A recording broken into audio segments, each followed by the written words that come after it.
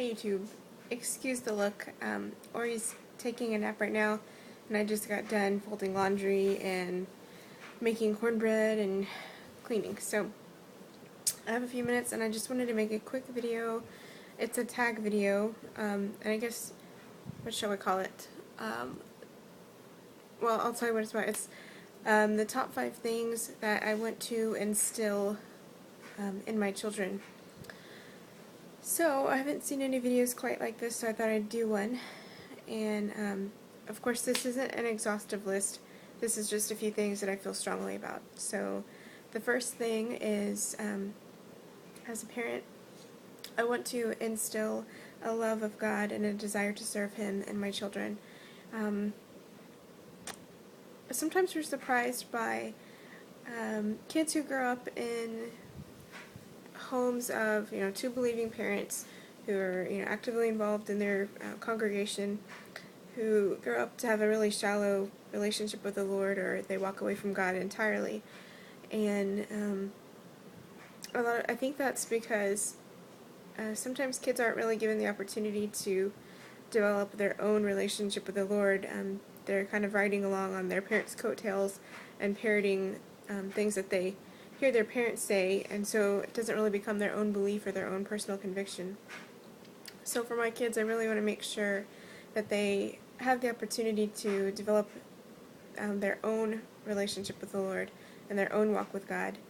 Something that my dad did with me growing up is whenever I came to him with questions about God or about Scripture, he would challenge me to pray and study the Word for myself, and only when I had done those things would he tell me what his opinion was, so that it wasn't just me believing something because he said so. I was given the opportunity, or he challenged me and encouraged me to really read and search the Scripture for myself and develop my own relationship with the Lord. So that's something that I want to do for my kids. The second is I just want to model a healthy, stable family relationship for my kids. It's an invaluable gift that you can give your children, and only parents can do that. My parents were married for 22 years. I never saw them fight. I saw them get on each other's nerves, but never fight. I saw my dad pray over my mom and prefer my mom, and I saw my mom humbly submit to my dad and honor my dad and be a really good steward of what she was given. And that's what I want to do for my kids. I want them to be able to see, what a healthy husband-wife relationship looks like. What a healthy, a father as a leader and provider looks like, and my role as their mom and nurturer of our family. And I want to be able to encourage, sibling relationships and teamwork as a family. As a little family unit. So the third is to cultivate a love of learning.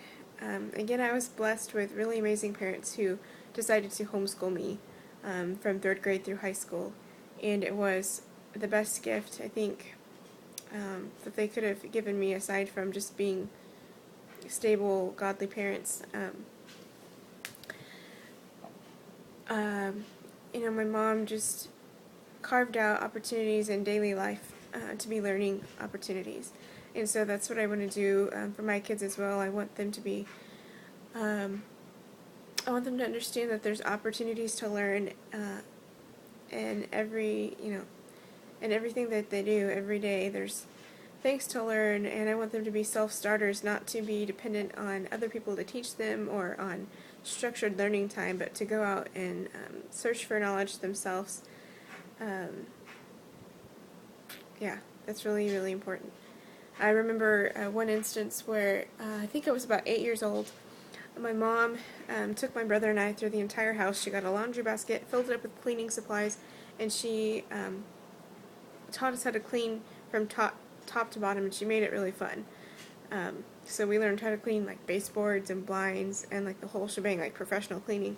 And when I got married, I was able, I knew how to clean, I knew how to cook, I knew how to do a lot of things because she taught them to me. So definitely in our home want there to be an environment that is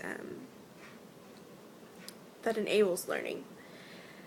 And then the fourth thing is to teach them values and standards.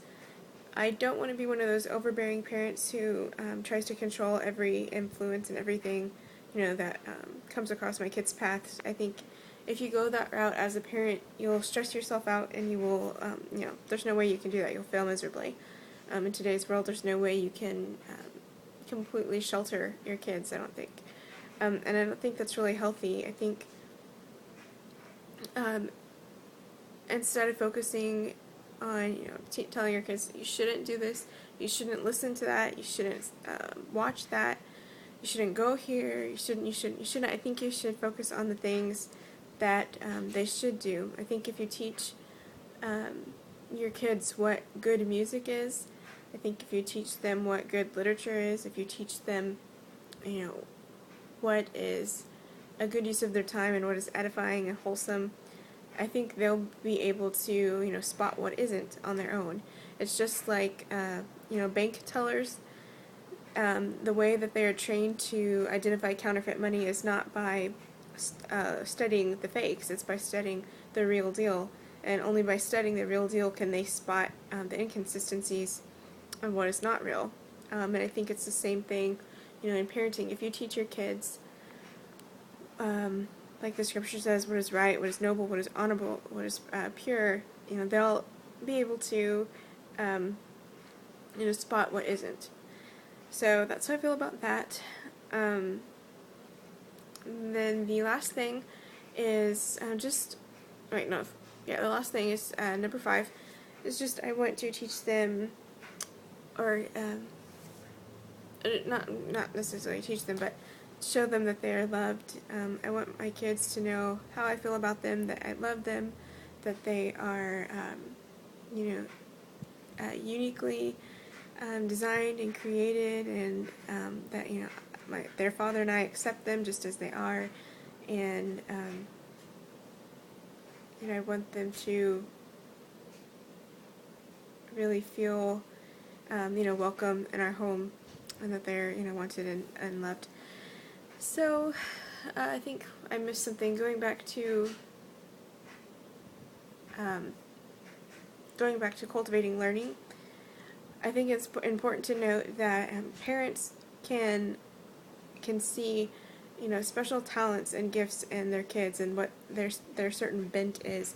And I think if you have a kid who's really into science, don't make them be in a book club. Make them, or allow them to participate in a science group, or space camp. If you have a kid who loves to read, don't make them go to space camp, but allow them to be in a book club. So I think as far as education, adding on to that, I wanted to give each kid a unique, their own niche, their own opportunity to pursue things that interest them,